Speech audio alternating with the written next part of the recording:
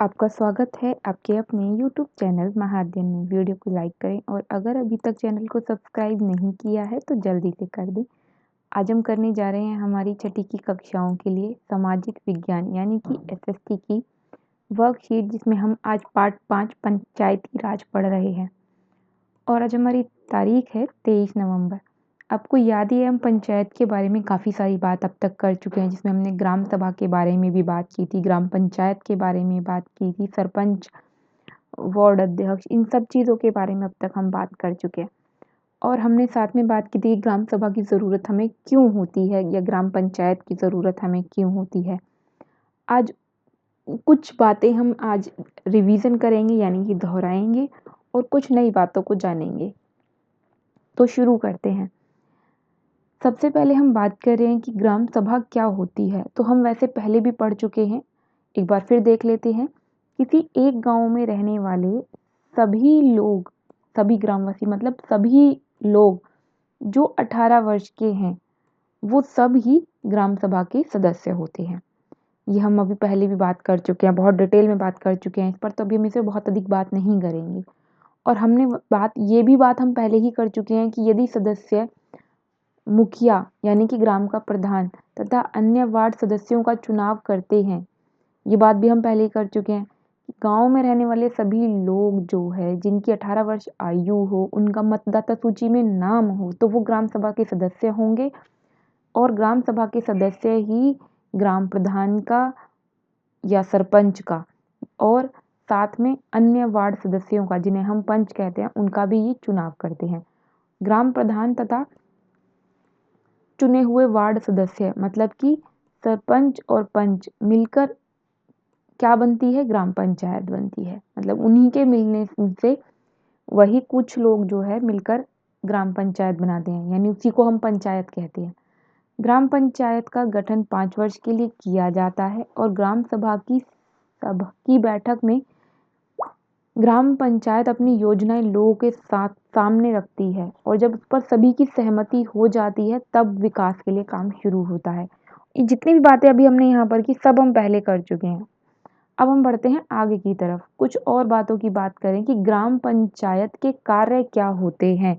अभी तक हम लगातार ये बात कर रहे थे कि ग्राम सभा और ग्राम पंचायत होती है तो उनकी मौजूदगी में योजनाएं बनती हैं, उनका लेखा जोखा सचिव रखता है, ये सभी बातें हमने की थी। लेकिन आज हम करने जा रहे हैं कि ग्राम पंचायत के अंतर्गत जो विकास के काम आते हैं उनमें कौन कौन से कार्य शामिल हैं। तो ये हैं वो कुछ कार्य, जैसे सबसे महत्वपूर्ण कार्य होता है गांव के अंदर जितने भी जल के स्रोत होते हैं, पानी के स्रोत, जैसे नलकूप। नलकूप मतलब होता है, आपने हाथ से चलाने वाला नल देखा होगा जिसे हैंड पंप भी बोलते हैं, उसे नल, वही है ये नलकूप।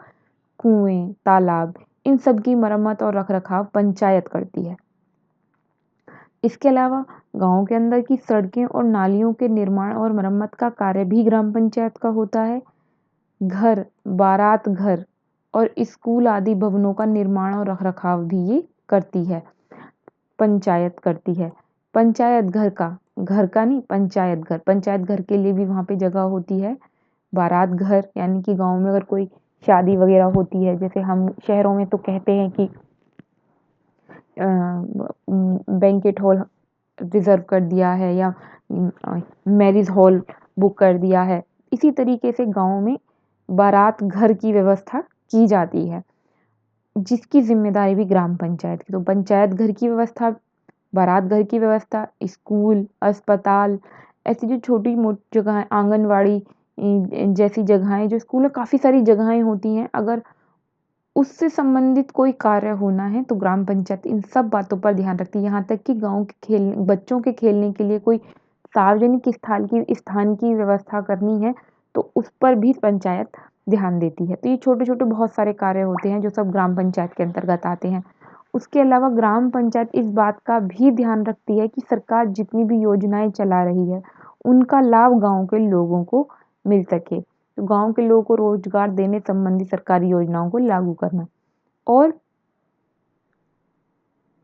पशुओं से संबंधित जो भी विकास कार्य होते हैं, ग्राम पंचायत इस बात का ध्यान रखती है कि वो भी उनके गांव में शुरू हो सके और उसका लाभ लोगों को मिल सके।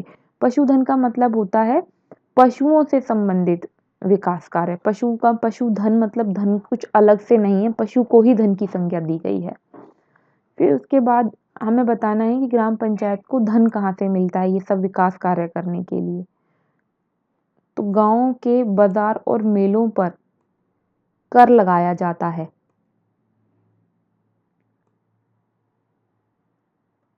इसके अलावा पशुओं के खरीदने और बेचने पर भी कर लगता है।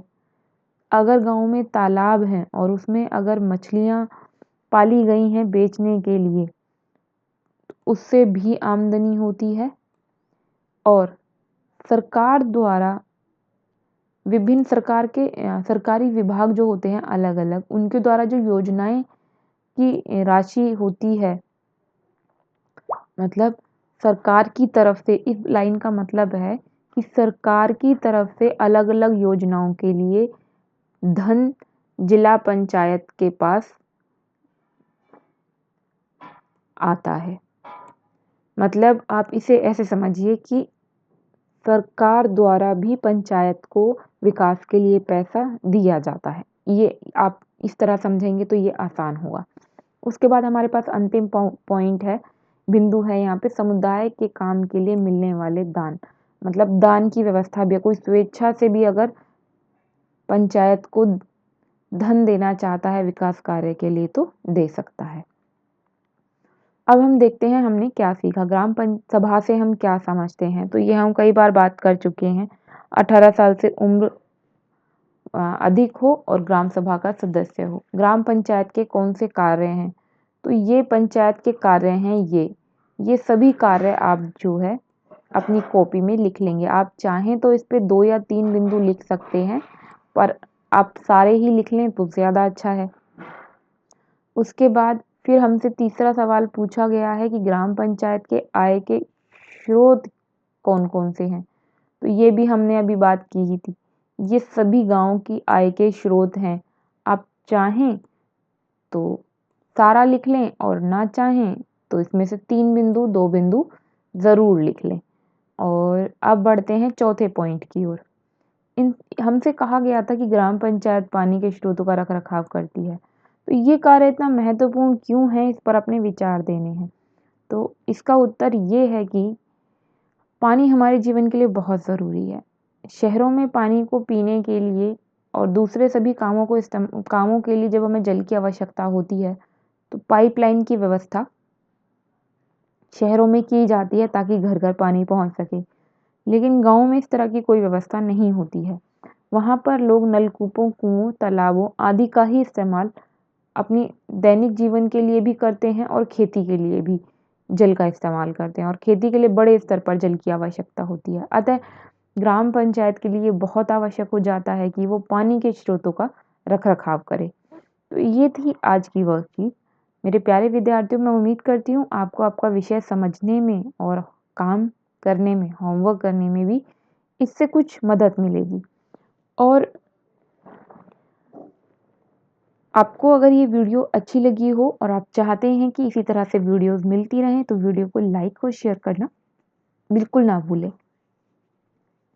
साथ ही अगर आपने अब तक चैनल को सब्सक्राइब नहीं किया है और आपको लगता है कि चैनल आपके लिए यूज़फुल है, तो सब्सक्राइब ज़रूर कर दें। आपकी वीडियो के नीचे एक रेड कलर का निशान है जिस पर लिखा है सब्सक्राइब।